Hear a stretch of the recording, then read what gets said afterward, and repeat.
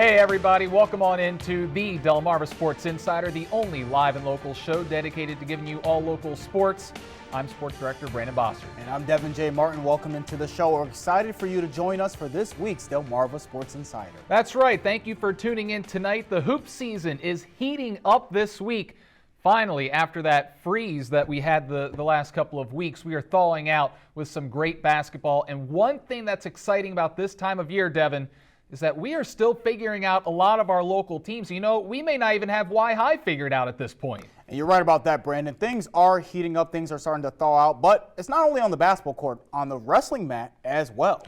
That's right. We'll get to that in a bit, but we have a lot of basketball to start with tonight. Parkside with two Bayside South matchups this week. Did the Rams impress, and how do they stack up with the top teams in the conference?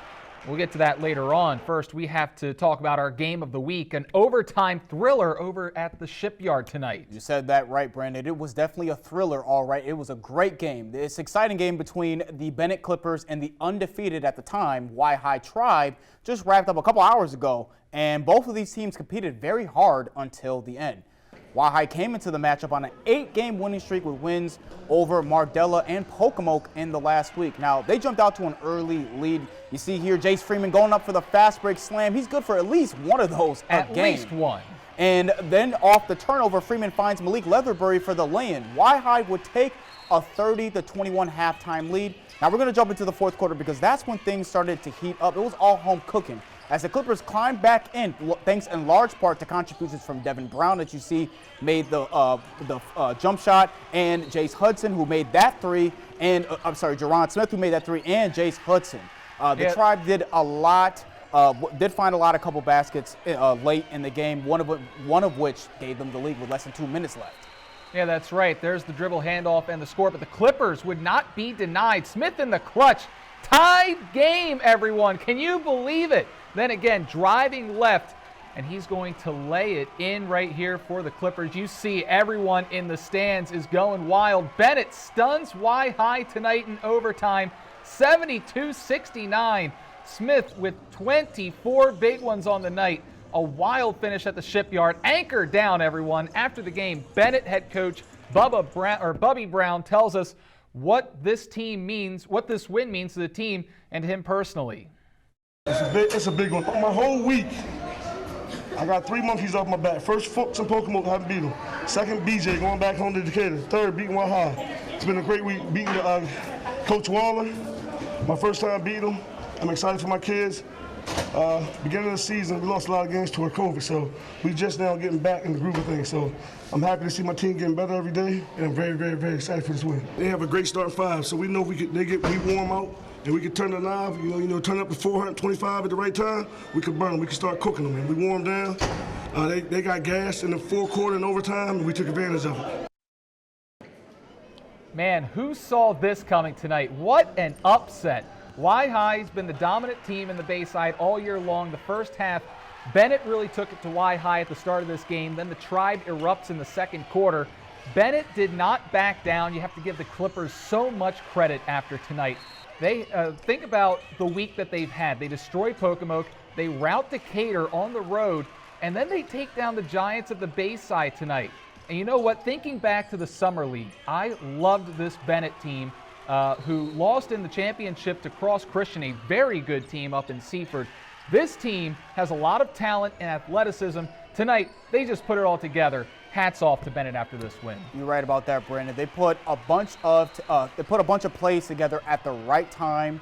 And what I'm so impressed about, I'm really impressed about that. But what I'm also impressed about is that they did it against Y High, as you said, Brandon. I mean, I was at Y High's win over Pocomoke last weekend, and they showed themselves to be on a completely different level. But tonight, they showed they may not be as far and away the best in the Bayside, at least in the South Bayside, as previously thought. They had a couple chances to win the game and close out the Clippers, but they missed too many free throws, kind of shot themselves in the foot down the stretch, and had too many turnovers. Now, I know they have to be kicking themselves over the missed opportunities and the missed free throws, but credit to Bennett for their defense, forcing all of those turnovers. Yeah, exactly. And you know what? Getting back to those free throws, that's the thing. Fundamentals. As long as you make those free throws, those are free points. It's charity stripe for a reason. Go out there and make your free throws. You would have won this game against Bennett. But you know what? again. The Clippers, great job tonight. I think we have to reevaluate just what we think about Bennett after this game. You're right about that. I mean, it was, at first, it didn't look like they were going to put up much of a fight, but they completely got some home cooking going in the second half, and they wore Y-High down and took the W. And this was a great week for basketball in general. Now let's take you up north. The North Carolina Bulldogs hosting the Colonels in Ridgely. Vital Bonds dishing it to Nasai Bell, all cotton for Bell. He dropped 19 for the Bulldogs. The Colonels on the other end, Devin Wise up against Bell. He gets around him, and then the drive to the hoop and the nice finish. Bulldogs now back on offense. The jumper is going to be off for Jamari Roberts. With that board in the putback shot, he was a problem in the paint. 10 more points in 16. That's 16 rebounds. The Colonel's not going anywhere, though. Cam Lake hitting the three. Colonel Richardson only down 2. Now we're going to fast forward to the end of the fourth. It's going to be the final possession. Tie game. This shot for the win. It's up, and it's stuck. You don't see that shot. You don't see that too often. Now let's move to overtime. The Bulldogs will keep the Colonels scoreless in the extra period. Nasai Bell with a nice step back fadeaway. North Carolina takes this one in a wild fashion in the final score of 51-41.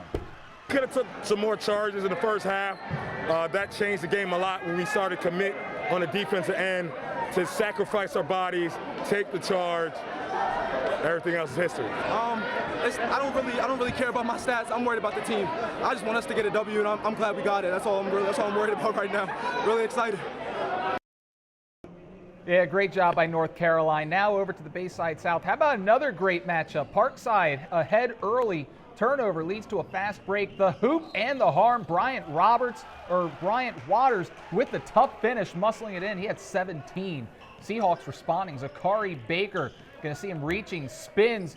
He's going to find Tribe Wise down low. He's going to go to the basket through 3 Ram defenders. He's going to put that one in. 10 points on the night. Parkside still goes into the half up 4. After trailing by as many as a dozen, Seahawks rally in the fourth. Good ball movement here. Joe Buxnam going to, with some Windex there, ties it up at 57, less than 2 minutes to go. 40 ticks left on the clock for the Rams. They get a shot up off the mark, but you know what? DeHaven Collins is there for the cleanup, and that's the go-ahead game-winning basket. The Rams are fired up after back-to-back wins. First Pocomoke, then Decatur this week. Here's more after this game. Hey man, we worked hard, we fought, we passed the ball to each other, got rebounds, got easy late game steals. We struggled on the boards a little bit, but you got to give Decatur credit for that. I mean, they're big and they're strong, but I thought our kids hung in there and fought hard. Over to Delaware now, who is the top dog in the Henlopen South. Could it be the Seaford Blue Jays? They have tons of talent. They hosted Lake Tuesday. Here's a steal by Kareem Bolden. The sophomore goes coast to coast for the easy lay-in. Lake wouldn't get much in the first half, but Jabir Robertson would get the teardrop to fall. Now, Jays were in control from the opening whistle. That's great ball movement all around.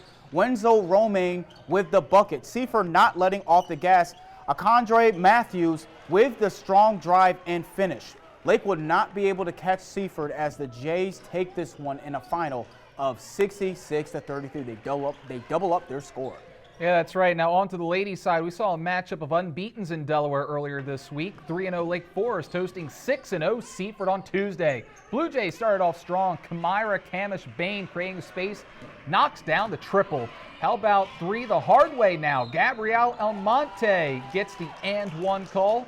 Number 20 finishing with 22 on the night. Seaford keeping up with Lake, spot up from 3, rattles it home.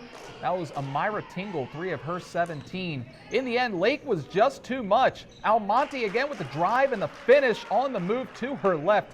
That was silky smooth. Lake Forest takes care of business in this one as they hand Seaford their first loss of the season. Final score of 56-39.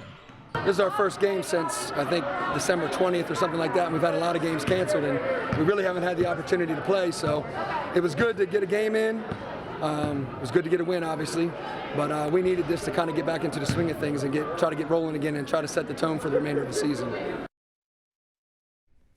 And now for some more scores around the girls' side in Delaware. Cape Henlopen, still the dominant team in the Henlopen. They throttle Polytech They have just one loss in state this year, and that was to Caravel, who is a clear top 5 team in the state. So that's not a tough loss whatsoever. In Lake Forest Falls at St. George's, the Hawks are a good team. That's their first loss. Caesar Rodney now sits at a solid 5-3 on the year. Terry Bell has been great this year for the Riders. She had 19 against Poly. And Tech down Smyrna in a good game, and the Ravens are 4-2. Yeah, first, let's go over what we saw this week in basketball. I'd first like to point out that even though we are playing games right now, that some of these scores are skewed a little bit because of COVID issues. Decatur had their share of issues this week. They were down to 2- and 3-man bench this week. So take some of these scores with a grain of salt, but you know what? The games are being played, and with the current wave seemingly everywhere around us, hopefully this doesn't get too far out of control. But with the scores that we did see, you got to give it to Parkside this week. You got to love the length in the front court. We saw Pocomoke and Decatur both have problems scoring in the paint against Parkside. The Rams' length gave them a lot of fits this week. And then the Rams also have some shooters in the backcourt I really like. They got 2 solid wins this week. And you know what? The 3 Salisbury schools, Bennett, Parkside, Y High, looks like a really, really good season for the 3 inner city schools. And for those 3 schools, it might go all the way to the finish. So you never know what's happening, what's going to happen. Now, I agree with you about Parkside's impressive length on the inside and also the shooting on the outside. That combo is what got them that win over the Seahawks. But I'm going to go a different route. Now, even though they lost in a dramatic fashion tonight, from what I've seen so far, I got to give it to Y High still. Jace Freeman, BJ Cook, and Malik Leatherbury are a 3-headed monster that a lot of the teams just don't have the firepower to deal with, in my opinion. Now, for them, it's about maintaining pressure for all 4 quarters so they don't wear down like they did tonight. But we both have to show some love to Bennett, as you mentioned before. I mean, and Coach Brown said it himself. They beat Decatur, Pocomoke, and Y High this last week alone. Yeah, that's right. 3 impressive wins, so hats off to Bennett. We are definitely reevaluating the Clippers after this past week. That'll do it for the A block. We're taking a commercial break, but when we return, it's War on the Shore time over in Berlin. We're hitting the mats when DSI returns. This is Coach Dave Byer, head coach of Parkside High School. You're watching Delmarva Sports Insider.